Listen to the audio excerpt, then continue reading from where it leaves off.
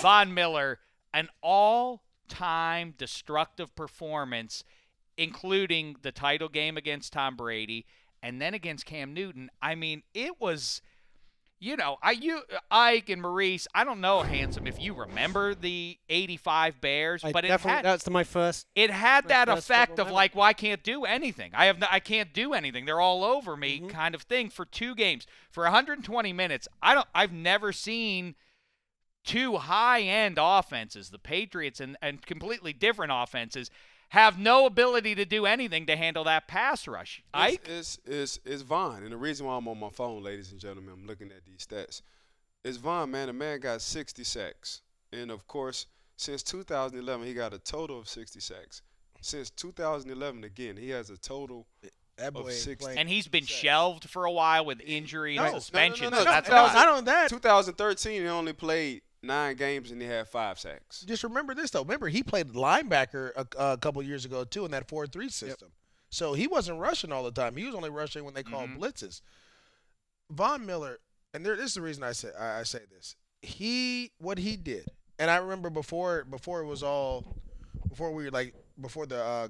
Bowl, we were talking. I said Michael Orr has to have a big game or other for the win. You did, because I knew the other tackle wasn't going to be worth anything.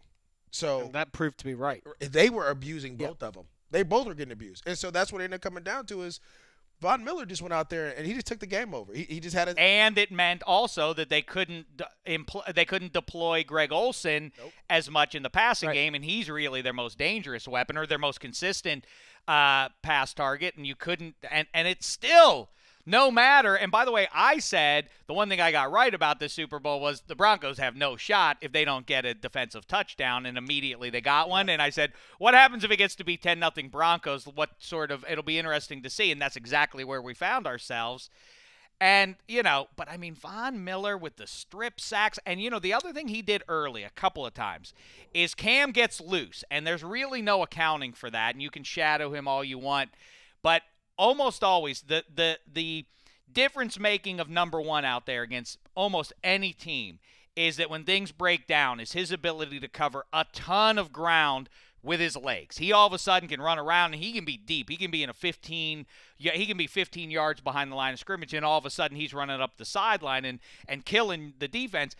Von Miller made 2 big defensive plays early in the game, tackling him just before Cam got the first down. And all of a sudden, early in the game, I thought, ooh, this is a little bit different. If they're not going to – if Von Miller is so fast that he's going to prevent Cam from making those plays that break down and making those first – I thought that had to get in Cam's head a little bit. Like, whoa, I always get this first down. The most versatile defensive lineman / outside linebacker. Like, you can line them up anywhere. We like to talk about J.J. Watt.